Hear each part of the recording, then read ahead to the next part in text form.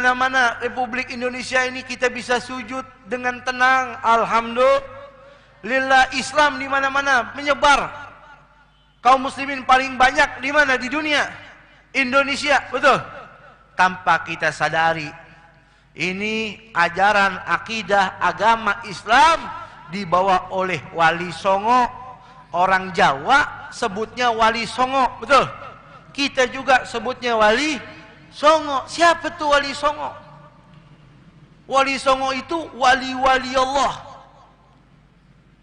yang mana mereka itu anak cucu keturunan daripada Imam Ammul Faqih. Saya punya bukunya, silsilah daripada Imam Ammul Faqih. Ammul Faqih itu kakeknya, pamannya Sayyidina Al-Faqihil Muqaddam. Yang kalau minggu kita tawasul, itu Faqih Muqaddam, kakeknya seluruh habaib yang ada di Indonesia. Faqih Muqaddam punya paman, namanya Ammul Faqih, namanya Alawi. Alawi punya orang tua, namanya Muhammad Sahib Mirbat. Ada di Oman, juru dakwah. Tiap hari dakwah, dari satu kampung ke kampung lain, satu kota ke kota lain, sampai meninggal di Mirbat, di Oman, dikubur di Oman.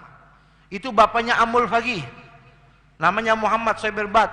Muhammad Sahib Mirbat punya bapak namanya Ali Khalid Qassam.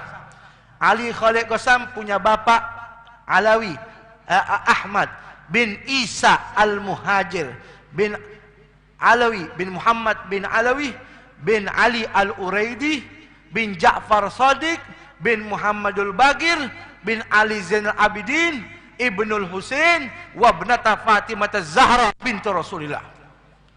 Itu Wali Songo keturunan mereka. Bukan orang Islam saja yang berkata itu.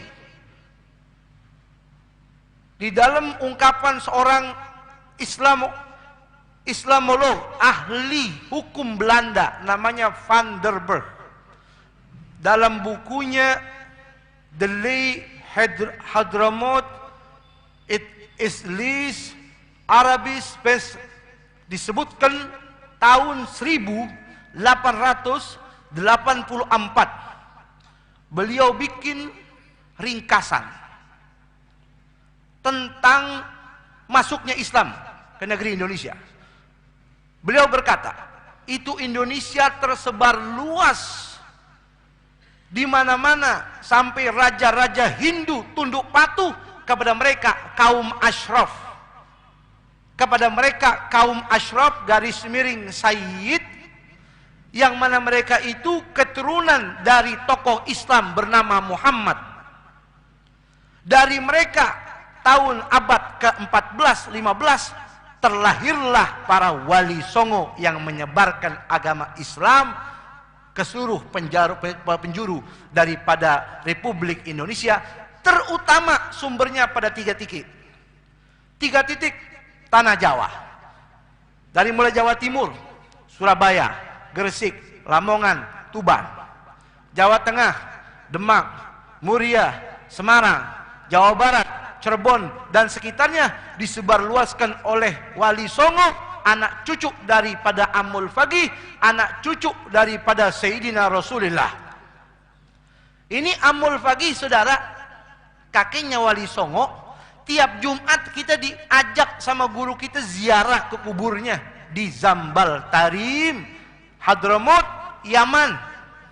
Oleh karenanya luar biasa kalau kita lihat banyak anak cucu baginda Rasul di Indonesia, kita nggak kaget. Kenapa? Karena Nabi pernah berkata dalam hadis tadi, ana rajulun yamani, saya ini orang Yaman. Subhanallah. Kita lihat bagaimana dakwanya orang Yaman masuk ke negeri kita. Alhamdulillah, berbaur mereka dengan masyarakat, menikah dengan orang pribumi, sehingga terlahirlah anak cucu para sadah, yang mana bibi-bibi mereka orang asli pribumi Indonesia, ikut menyebar luaskan agama Islam berkat Wali Songo tersebut. Betul. Yang bersumber dari mana? Bukan dari Gujarat, bukan dari Tionghoa sebagaimana dikarang pada tahun 1960 sekian. Itu baru sudah ditulis oleh Islamolog ahli daripada bidang hukum Belanda Van der Mark tahun 1884 sampai 1886.